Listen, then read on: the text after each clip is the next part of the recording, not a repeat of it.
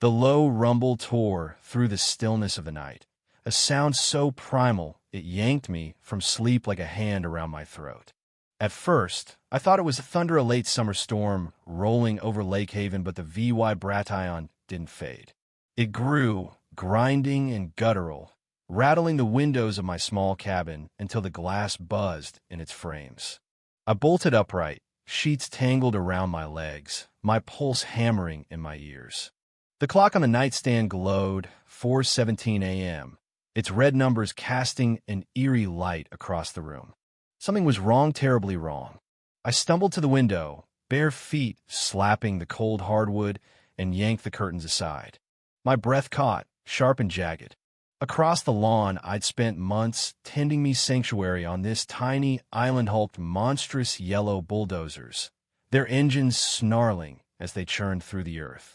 The white picket fence I'd painstakingly restored last spring splintered under their tracks like it was nothing more than driftwood. My garden rows of marigolds, daisies, and a fragile peach sapling I'd nursed through a brutal frost lay flattened, a smear of color against the dark soil. I didn't think. I just ran. The night air bit at my skin as I burst outside in nothing but a faded t-shirt and boxers, the damp grass slick under my feet. "Stop!"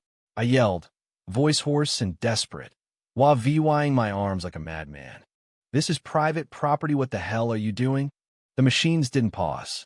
A bulldozer's arm swung low, ripping through a cluster of lilac bushes I'd planted for my late mother, their purple blooms scattering like confetti in headlights. My stomach twisted. This wasn't just destruction, it was personal. Fumbling with shaking hands, I dug my phone from my pocket and dialed 911. "There are bulldozers on my land," I rasped when the dispatcher picked up. "They're tearing everything apart. Send someone now." Her reply was calm, clipped, and chilling. "Sir, we've been notified by the Lake Haven Homeowners Association. They filed permits for authorized work on your property." I nearly dropped the phone. "My property? This is my island. I own it. They can't do this." But the line went dead, Leah VYing me, staring at the chaos unfolding before me. 6 months ago, I'd bought this Placehawk's Nest Islanda speck of land tethered to the mainland by a rickety wooden bridge. It was my escape from the city, from the noise, from the grief that had shadowed me since Mom passed. The deed was ironclad, private, mine a refuge. Or so I'd thought. Now, as dust clouded the air and the roar of engines drowned out the lake's gentle lapping, that dream was being pulverized. I sprinted back inside, threw on jeans and a jacket, and stormed toward the heart of the destruction. Workers in neon vests swarmed the site, their faces blank under hard hats. At the edge of the chaos stood a woman, her silhouette sharp against the glare of floodlights. She wore a tailored blazer and heels that somehow stayed pristine in the churned-up mud, flipping through a clipboard with the casual air of someone checking a to-do list. A black SUV idled behind her, its engine purring softly. "Excuse me," I snapped, forcing my voice steady despite the rage boiling inside me. "What the hell is going on?" She looked up, her gray eyes cold and unblinking, a faint smile tugging at her lips that didn't reach her face. "You must be Daniel Carter," she said, as if we were exchanging pleasantries at a cocktail party. "I'm Victoria Hensley, president of the Lake Haven HOA. We're installing 208 solar panels along your eastern shore. It's for the community's benefit." I stared at her, dumbfounded. "This is my land. You can't just—" She cut me off, pulling a folded document from her handbag and thrusting it at me. "Section 9, Paragraph 4 of the HOA covenant you signed when you purchased this property. It grants us access to waterfront lots for community enhancement projects." Her tone was smug, practiced, like she'd rehearsed this moment. I snatched the paper, my eyes scanning the dense legal jargon. I'd signed a stack of documents when I closed on the house-me lawyer, Greg, had waved it off as standard. Now, that trust felt like a noose tightening around my neck. "I want the original covenant," I said, my voice low and tight. Victoria's smile sharpened. "Visit the HOA office anytime." But the work continues. As if on cue, a bulldozer roared past, its blades slicing through the cedar bench where I'd sat every morning, coffee in hand, watching the sun rise over the lake.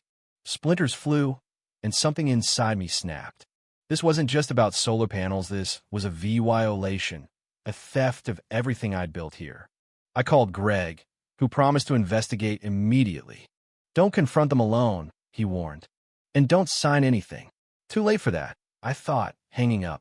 That evening, as the machines finally stilled and floodlights cast long shadows across the ravaged lawn, a small boat bumped against my dock. It was Miriam Tate, my neighbor from across the water, her silver hair glinting under a faded sun hat. She was in her late 60s, wiry and tough, with eyes that had seen more than she ever let on. "I heard the noise," she said, stepping onto the dock with a basket of homemade scones. "This isn't right, Daniel. Can they really do this?" I clenched my fists, the words spilling out like venom. "It's my island. How is this even legal?" Miriam sighed, sitting beside me on the splintered porch steps. "Victoria's been rewriting rules since she took over. That solar project was her big campaign, promised everyone, thought it'd be on the community center roof. Then why here?" I pressed. Miriam hesitated, her gaze drifting to the dark water. "She tried to buy this island last year. The old owner, Jim Grayson, wouldn't sell. Said it was his legacy. Guess she found another way." A chill crawled up my spine. This wasn't about green energy, it was revenge, power, a message. The next day, Greg called, his voice taut. "That clause is in there, but it's fishy. Looks like it was amended, recently showed the required 75 fan tram, homeowner approval, and county filing. Neither happened. We need proof." I nodded, though he couldn't see me, and headed to the community center for the HOA meeting that night. The room buzzed with tension, rows of folding chairs filled with neighbors I barely knew, their faces a mix of curiosity and unease. Victoria stood at the podium, her pitch flawless. "The solar initiative will cut electric bills by 40 fan tram and secure state tax breaks," she said, her voice smooth as glass. A man in a plaid shirt raised his hand. "I thought the panels were going on the center's roof." Victoria didn't flinch. The survey showed insufficient support. "Mr. Carter's island gets optimal sunlight." I shot to my feet, my voice cutting through the murmurs. "Did anyone ask me? Where's this survey?" The room went quiet. Victoria's smile tightened. "Mr. Carter, we welcome input at meetings. Please wait your turn." A woman in a fur-trimmed coat stood, her smile dripping with condescension. "I'm Lillian Voss, HOA VYC president. It's an adjustment, Daniel, but you'll see the community first benefits." "Community first?" I spat. "You mean seizing my land without consent?" No one met my eyes. The meeting droned on budgets, motions, platitudes. As I left, Miriam caught my gaze and nodded subtly, a silent promise. Back home, the first concrete slabs for the solar panels had been poured. My phone buzzed Greg again. "The amendment's illegal without proper process. But they'll fight dirty. We need hard EVY Denke." That night, a soft knock startled me. Miriam stood on the porch, her expression grim. "Judith's husband owns the solar company. Lillian's cousin has the maintenance contract. It's a racket." My pulse quickened. "That's a conflict of interest." She nodded. "Be careful. The last guy who challenged her, his dock collapsed. Mysterious accident. Fines followed."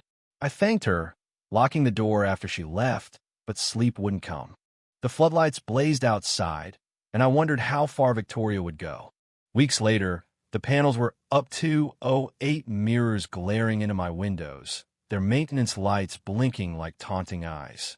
I filed complaints, hired inspectors who flagged code violations, attended every meeting with proof in hand. Nothing stopped her.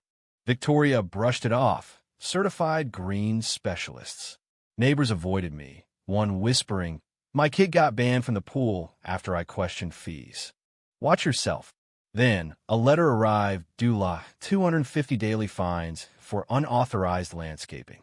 The flowers I'd replanted after the bulldozers me, small defiance were now a liability. Desperate, I rummaged through Mom's old things and found her gardening journal. Kudzu and bamboo, she'd written, grow 10 feet a year with care. A plan formed. Miriam grinned when I told her. I've got bamboo shoots and a fertilizer mix. They'll be giants in months. Under cover of night, we planted 150 shoots along the shoreline, mapping the sun's path to shade the panels. My hands bled, my back screamed, but each root felt like a fist raised against Victoria. At dawn, a flashlight beam pinned me mid-dig. "What are you doing?" barked a security guard, his boots crunching gravel. "Planting," I said, heart pounding. "Cooler at night." He stared, then lowered the light. "My dad lost his land to developers. Hated it. You've got till 3 a.m. He walked away, and I finished exhausted but defiant. The trees grew fast wild, unstoppable. By spring, they towered 8 feet, their shadows creeping over the panels. An HOA email screamed, "Emergency meeting." Victoria looked haggard, her gavel slamming as she demanded the trees' removal. "They're native, erosion control," I countered. Lillian hissed, "They block our investment." I smiled.